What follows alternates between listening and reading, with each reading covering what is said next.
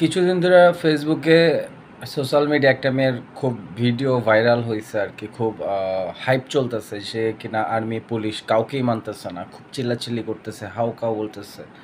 তো পরে অনেক ঘাটাঘাটি করে যেটা জানতে পারলাম যে সে তার যৌতুক একটা কারণ নিয়ে চিল্লাচিল্লি করতেছে। কি করতেছে? আহ, সে রেপড হয়েছে।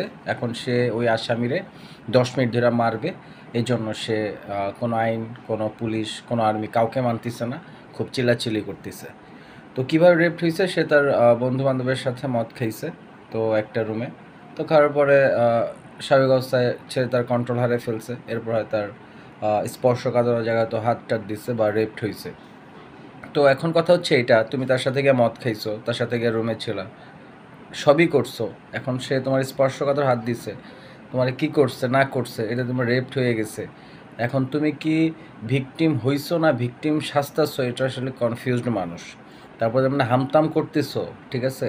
মানে একদম ভালো একটা কাজ করছো, ভালো একটা কাজ করতে গিয়ে ধরা খাইছো, একটা ক্রাইম হয়ে গেছে। এখন তুমি আসছো বিচার দাবি করতে। মানে তুমি কি বলতে চাইতেছো, কি বোঝাইতে চাইতেছো, এটা আমরা আসলে কেউ বুঝতে পারতেছি না। করার সময় মাথায় ছিল না?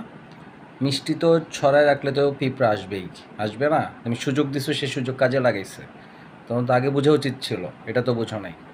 এখন যত দোষ নন্দ ঘোষ। এখন তোমার এটা লাগবে ওইটা লাগবে, 10 মিনিট মারবা, 20 মিনিট মারবা।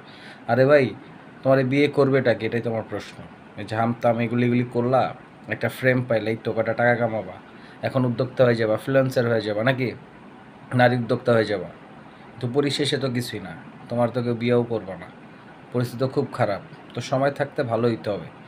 করিয়া ভাবি করিয়া করিয়া ভাবিও না, ভাবার আগে কাজ কইরো।